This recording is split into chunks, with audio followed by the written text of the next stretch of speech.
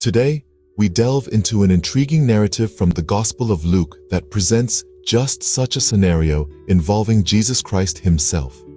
Once upon a time, Jesus found himself preaching the good news in his own hometown of Nazareth. As the story unfolds, Jesus was seized by the people in the synagogue, who were poised to throw him off the cliff, much like how a false prophet would be dealt with. So, what led the folks of Nazareth, Jesus' own people, to contemplate such an extreme act? Well, it appears two factors were at play. Firstly, Jesus had not performed any notable miracles in their midst. Secondly, he had admonished them for their lack of respect towards their local prophets.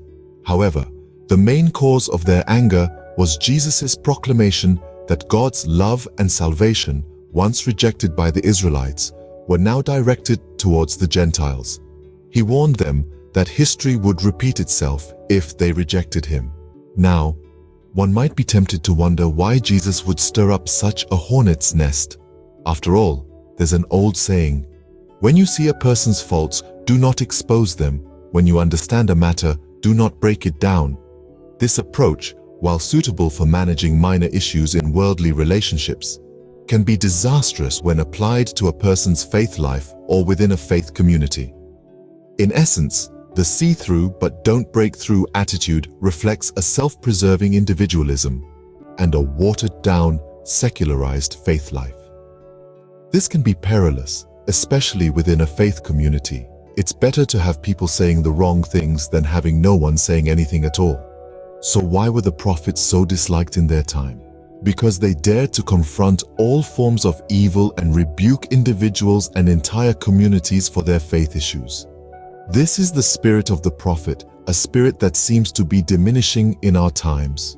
Now, there's an often overlooked miracle in this incident of Jesus preaching in his hometown. When the crowd drove Jesus out of town and led him to the cliff, intending to throw him off, Jesus simply walked right through them and left. How did this happen?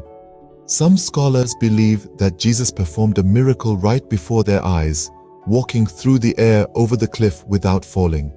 Others suggest that Jesus caused a temporary blindness among the crowd and calmly walked away amidst their confusion, similar to the Old Testament scene where angels saved Lot in Sodom.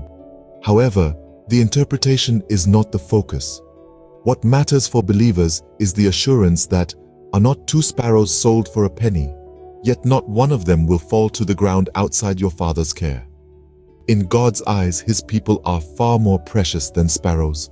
In summary, we've journeyed through Jesus' experience in his hometown as depicted in the Gospel of Luke, highlighting the paradox of hometown rejection, the spirit of the prophets, and a miracle that often goes unnoticed. It's a narrative that calls us to examine our attitudes towards the truth, our faith communities, and our understanding of God's protection.